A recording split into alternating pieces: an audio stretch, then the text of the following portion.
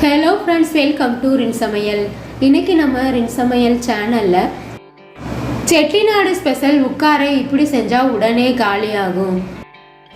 ஈஸியான Deepavali sweet recipe. ஒரு cup அளவு பாசிப்பருப்பு இருந்தா போதுங்க.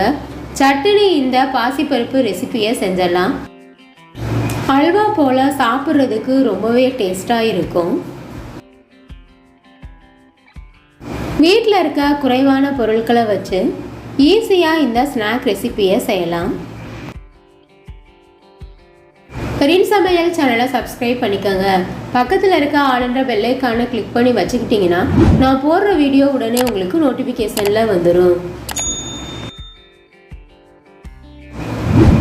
உக்காரை செய்கிறதுக்காக ஒரு கப் அளவு பாசிப்பருப்பு எடுத்திருக்கேன்.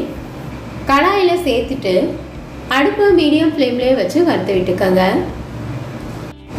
பருப்பை வாசனை வர வரைக்கும் வறுத்துக்கணும்.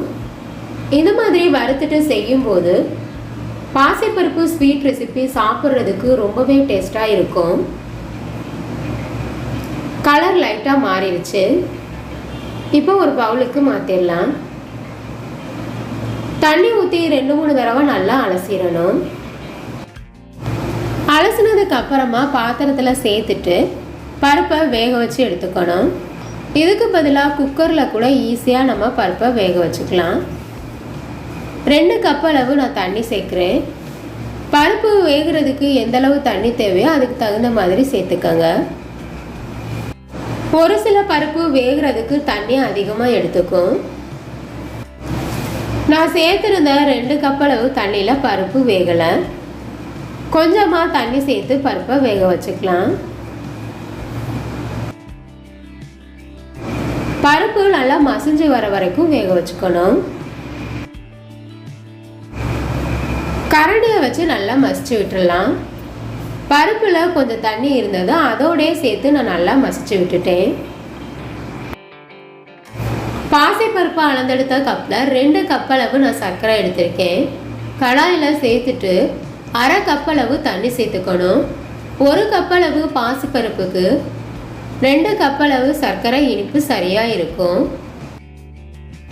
சர்க்கரை கரைகிற வரைக்கும் சூடுபடுத்திக்கங்க. பாகுபதம் பார்க்க தேவையில்லை. அடுத்ததாக நம்ம உக்காரை செய்கிறதுக்காக கடாயில் 1 ஸ்பூன் அளவு நெய் சேர்த்துக்கங்க. நெய் உருகினதுக்கு அப்புறமா 1 கைப்பிடி அளவு முந்திரி பருப்பு எடுத்திருக்கேன். நெய்யில் சேர்த்துட்டு கலர் மாறுற வரைக்கும் வறுத்து விட்டுக்கணும். ஒரு பவுலுக்கு மாற்றி வச்சிடலாம். முந்திரி பருப்பு வறுத்த நெய் மீதம் இருக்கனால நான் அதிலே ரவையை வறுத்துக்கிறேன். தேவைப்பட்டதுன்னா நெய் சேர்த்துக்கங்க. எந்த கப்பில் பாசிப்பருப்பு அளந்து எடுத்தோமோ அதே கப்பில் 1/2 கப் அளவு ரவை எடுத்திருக்கேன். நெய்யில் சேர்த்துட்டு வறுத்துக்கணும். 2-3 நிமிஷத்துக்கு நெய்யில் அடுப்பு மீடியம் ஃப்ளேம்லேயே வச்சு வறுத்துக்கங்க. ரவை 2-3 நிமிஷமாக நெய்யில் நல்லா வறுபட்டுருச்சு. இந்த மாதிரி நல்லா வறுத்துக்கணும். ரவையை எடுத்து சாப்பிட்டு பார்த்தோம்னா நல்லா மொறுமொறுப்பாக இருக்கும். அந்த அளவுக்கு வறுத்துக்கங்க.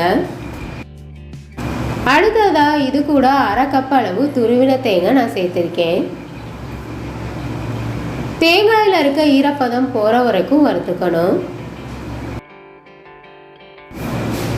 தேங்காயில் இருக்க ஈரப்பதம் எல்லாம் போயிருச்சு. இது கூட சூடான தண்ணியாக 1/4 கப் அளவு சேர்த்துக்கணும். 1/4 கப் அளவு தண்ணியை ஒரே அடியாக சேர்க்காம கொஞ்சம் கொஞ்சமாக சேர்த்து அப்பப்போ நல்லா கலந்து விட்டுறணும். இந்த மாதிரி அப்பப்போ சேர்க்கும்போது ரவை ஒன்றோட ஒன்று ஒட்டாமல் நல்லா உதிரி உதிரியாக வெந்துடும். இது கூட நம்ம ஏற்கனவே மசிச்சு வச்சிருக்க பருப்பை சேர்த்துக்கலாம். பருப்பு ரவை எல்லாம் நல்லா மிக்ஸ் ஆகிற அளவுக்கு கிண்டி விட்டுருங்க. கரைச்சி வச்சிருக்க வெள்ளை தண்ணியை சேர்த்துக்கலாம். வெல்லம் பருப்பு நல்லா மிக்ஸ் ஆகிற அளவுக்கு கலந்து விட்டுருங்க. நாம் சேர்த்துருக்க வெள்ளை தண்ணி வற்றி கெட்டியான பதத்துக்கு வர வரைக்கும் கிண்டிக்கிட்டே இருக்கணும். இது கூட வாசனைக்காக கொஞ்சமாக ஏலக்காய் தூள் சேர்த்துக்கலாம். அடுத்ததாக நம்ம நெய் சேர்த்துக்கலாம். இந்த ஸ்வீட் ரெசிபி செய்கிறதுக்கு எனக்கு 1/4 கப் அளவு நெய் தேவைப்பட்டுச்சு. அப்பப்போ கொஞ்சம் கொஞ்சமாக சேர்த்து நல்லா கலந்து விட்டுறணும். ஏற்கனவே வறுத்து வச்சுருக்க முந்திரியை எடுத்து சேர்த்துடலாம்.